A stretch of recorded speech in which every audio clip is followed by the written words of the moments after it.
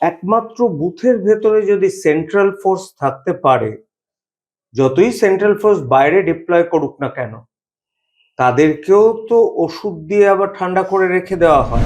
বেশি জেতার সম্ভাবনা 1:1 বিরোধীর করলে তবে প্রেজেন্ট গভর্নমেন্টের এগেনস্টে কিছু করা যাবে, আদারওয়াইজ কিন্তু করা যাবে। আমার মনে হয় মানে পশ্চিমবঙ্গের লোকেরা না মনে মনে একটা কিছু ঠিক করে ফেলেছে। আমাকে মানে বহু বামফ্রন্টের অন্ধ সমর্থক আমাকে বলে গেছে, এবার যাই হোক ভোটটা কিন্তু আমি একটু বুঝে শুনে দেব। ঘোরা উচিত নয়। বাংলা কিন্তু পরিবর্তন চাইছে, কিন্তু সেই পরিবর্তনটা বাঙালির মধ্যে থেকে স্বতঃস্ফূর্তভাবে এলেও পরিবর্তন হবে কিনা আমার ঘোরতর সন্দেহ আছে। আমি অন্তত মন থেকে মেনে নিতে পারবো না আমি আজকে বামপন্থী আছি, আমি কালকে দক্ষিণপন্থী হয়ে গেলাম। তাহলে তো মানুষের উপর বিশ্বাসটাই হারিয়ে গেল। নমস্কার, আপনারা দেখছেন দ্য ইন্ডিপেন্ডেন্ট বেঙ্গল। আমি শিবম। 2026-এর বিধানসভা নির্বাচনের আগে উত্তাল রাজ্য রাজনীতি। প্রতিকুর রহমান বাম শিবির ছেড়ে ঘাস ফুলে নাম লেখালেন, তাও আবার অভিষেক ব্যানার্জির হাত ধরে। ডায়মন্ড হারবার কি বিরোধী শূন্য হয়ে গেল? এই প্রেক্ষাপটে দাঁড়িয়ে বিরোধীদের স্ট্র্যাটেজি কি হওয়া উচিত, প্রশ্ন অনেক। আর এই নিয়ে কথা বলতে আমাদের সঙ্গে উপস্থিত আছেন চিকিৎসক ডাক্তার নারায়ণ ব্যানার্জি। স্যার, প্রথমে দ্য ইন্ডিপেন্ডেন্ট বেঙ্গলে স্বাগত। 2026-এর আগে নিঃসন্দেহে বামেদের বড় ধাক্কা, প্রতিকুর রহমান তৃণমূলে যোগদান করলেন। বিরোধীদের কি স্ট্র্যাটেজি একটু বদলানো উচিত বলে আপনি মনে করছেন, যদি তৃণমূলকে তারা হারাতে চায়? আমার মতো মানে যে রাজনীতিতে অত কিছু মাথা ঘামায় না, আমার কাছে ওটা ক্লিয়ার যে বিরোধী ভোট যদি ভাগ না হয়, যা আমি আমার পেশেন্টদের কাছ থেকে ফিডব্যাক পাই, এবং আমার পেশেন্ট তো বিভিন্ন ডিস্ট্রিক্ট, মালদা, মুর্শিদাবাদ, বীরভূম, উত্তরবঙ্গ থেকে আসে, এগেনস্ট প্রেজেন্ট গভর্নমেন্ট। কিন্তু এখানে না অনেকগুলো ফ্যাক্টর কাজ করছে। নাম্বার 1, বুথে ঠিকমতো ভোট করানোর ব্যবস্থা। সেই বুথ লেভেলে কি বিরোধী দলগুলো কারোর কি কোনো রকম আছে কন্ট্রোল? মনে হয় নেই। একমাত্র বুথের ভেতরে যদি সেন্ট্রাল ফোর্স থাকতে পারে, যতই সেন্ট্রাল ফোর্স বাইরে ডিপ্লয় করুক না কেন, তাদেরকেও তো ওষুধ দিয়ে আবার ঠান্ডা করে রেখে দেওয়া হয়। এটা তো জানি, মানে আমার প্রিজাইডিং অফিসাররা অনেকে আমার পেশেন্ট কি ওষুধ দিয়ে ঠান্ডা করে সেটাও বলে দিয়েছে, সেগুলো আর এর মধ্যে যেতে চাই না। 1 নম্বর, যদি অবাধ ভোট হয় তাহলেও কিন্তু বিরোধী ভোট কাটাকাটিতেই তৃণমূল অনায়াসে জিতে যাবে। সুতরাং বিরোধীদের একটাই উপায়, যেখানে যে স্ট্রং সে সেখানে প্রার্থী দিক। মানে আপনার কি মনে হয়, আমি স্পেসিফিক্যালি জানতে চাইছি, ধরুন একটা জায়গায় বিজেপির স্ট্রং ক্যান্ডিডেট, তার বিপক্ষে বামেদের প্রার্থী না দেওয়া উচিত? আমার তো মনে হয় এটা স্ট্রেট অ্যান্ড সিম্পল ব্যাপার। তা না হলে বিজেপি আর তৃণমূলের মধ্যে এখন কিন্তু বিজেপি অন্তত শহরাঞ্চলে অনেকটা এগিয়ে আছে, কিন্তু মুশকিল হচ্ছে শহরের মানুষ কতটা ভোট দেয়। দেখবেন 60-70%, এবং অনেক সময় ফ্ল্যাটের লোকেরা ভোট দিতে নামেই না। সবাইকে ভোটে নামতে হবে, আর যেখানে যার বেশি জেতার সম্ভাবনা 1:1 বিরোধীর করলে তবে প্রেজেন্ট গভর্নমেন্টের এগেনস্টে কিছু করা যাবে, আদারওয়াইজ কিন্তু করা যাবে না। অর্থাৎ এটা কিন্তু একটা সোনার পাথর বাটি, দুটো সম্পূর্ণ আলাদা মানসিকভাবে তৈরি। কারণ সিপিএম সবচেয়ে বড় শত্রু মনে করে কিন্তু বিজেপিকে। কিছু জায়গা বিজেপি যেটা শক্ত ঘাঁটি, সিপিএম সেখানে হালকা প্রার্থী দিল, আর কিছু জায়গা যেটা সিপিএম এর শক্ত ঘাঁটি, বিজেপি সেখানে হালকা প্রার্থী দিল। এছাড়া কি করে হবে? মমতা ব্যানার্জির ফরে একটা 30% ভোট আছেই, ইনক্লুডিং মুসলিম ভোট। যতই অ্যান্টি ইনকামবেন্সি থাকুক না কেন, বাকি 70% ভোটের মধ্যে যদি বিজেপি 25% পায়, 5% বামেরা পায়, বাকি যদি হুমায়ুন কবিরের দল বাকি 10% পায়, তাহলে করেও তো ওই 30% নিয়ে তো জিতে যায়। আমাদের গণতান্ত্রিক পদ্ধতি তো তাই। মেজরিটি মানে এই নয় যে 30% যে আছে সেই জিতবে। কিন্তু আমার মনে হয় মানে পশ্চিমবঙ্গের লোকেরা না মনে মনে একটা কিছু ঠিক করে ফেলেছে। আমাকে মানে বহু মানে বলতে লাগে, বামফ্রন্টের অন্ধ সমর্থক আমাকে বলে গেছে এবার যাই হোক ভোটটা কিন্তু আমি একটু বুঝে শুনে দেব। সুতরাং আমি নিজেও জানি না রেজাল্টই কথা বলবে, আলটিমেটলি আমাদের গণতন্ত্রই কথা বলবে, যদি গণতান্ত্রিক পদ্ধতিতে ভোট হয়। যদি বিজেপি শক্তিশালী ক্যান্ডিডেট দেয় তাহলে বামেরা এই আসনটি ছেড়ে দেবে? এই লজিকে বামেরা তো বিশ্বাস করে না, এটাও তো আপনাকে ভাবতে হবে। হ্যাঁ, এটা তো বললাম সেই জন্য, এটা হুম। আমার মাথায় আমার মনে এসেছে। বামেদের কি কিন্তু করা উচিত পার্টিকুলারলি আপনার মনে হয় এখান থেকে? আমার মনে হয় আর বেশি সময় নষ্ট না, যতটা সম্ভব তলায় তলায় বিজেপির সাথে অন্তত পক্ষে যেখানে বিজেপি স্ট্রং বাম দুর্বল প্রার্থী দিক, আর যেখানে বিজেপি দুর্বল সেখানে বাম স্ট্রং প্রার্থী দিক।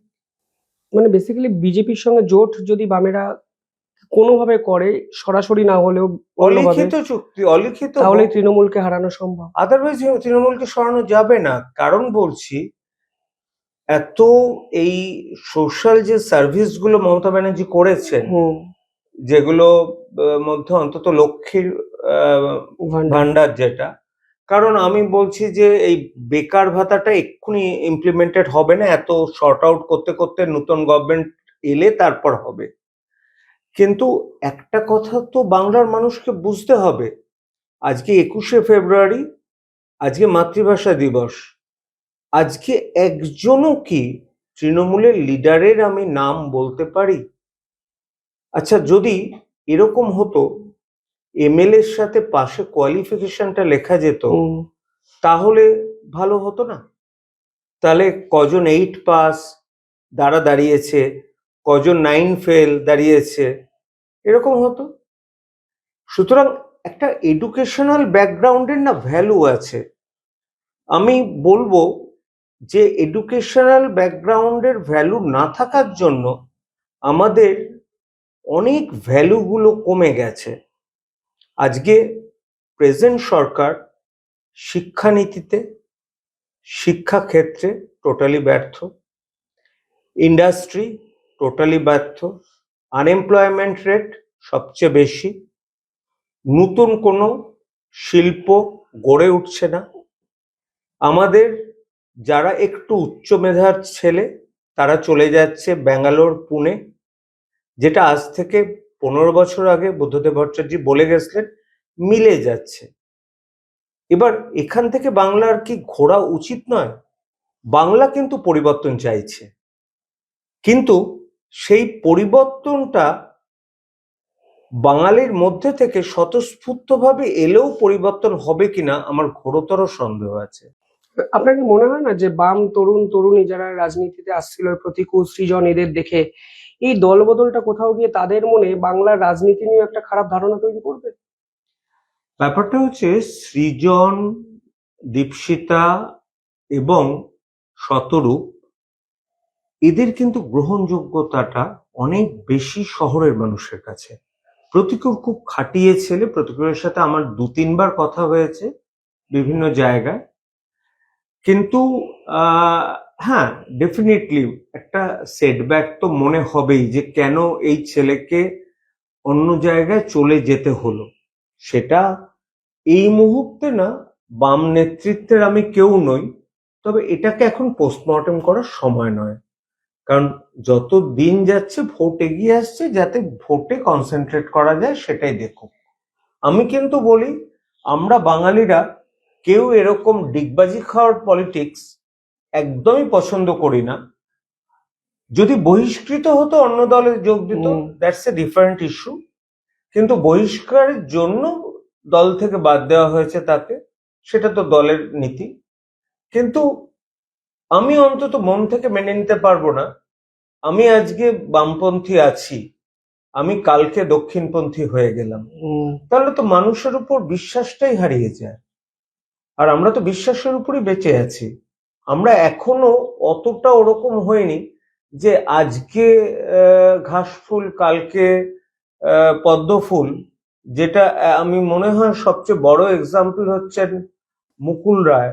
যদি উনি অসুস্থ, মানে উনি যখন জ্ঞানে ছিলেন তিনি মাঝে মাঝে ওই ওটা গুলিয়ে ফেলতেন কোথায় আছেন।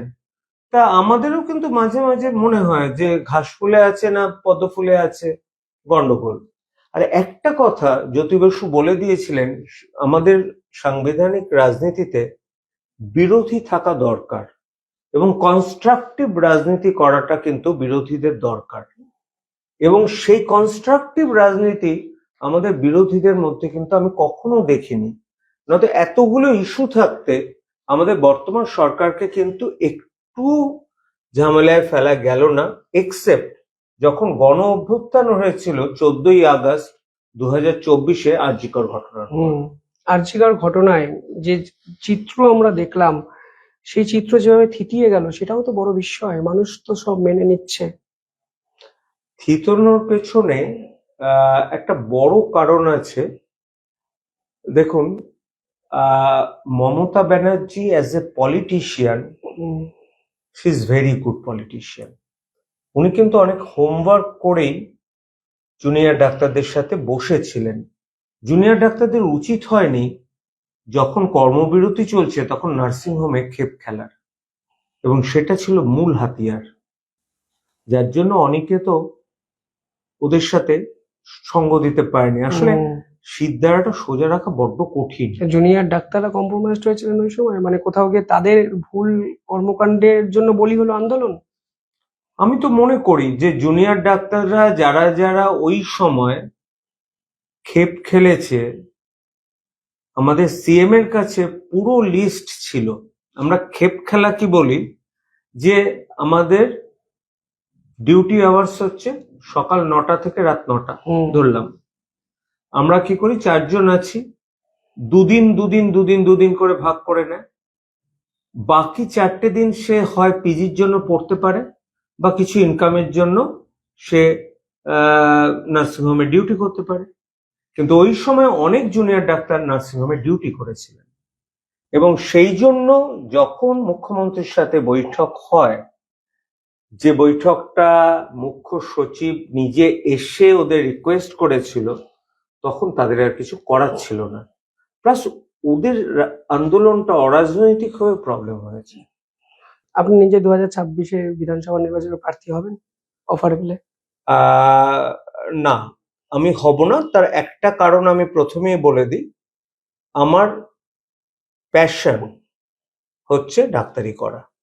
আমি যদি আজকে প্রার্থী হই, কোনো কারণে যদি জিতেও যাই, তাহলে এত অন্য কাজে ব্যস্ত থাকতে হবে, ডাক্তারিটাই ভুলে যাব।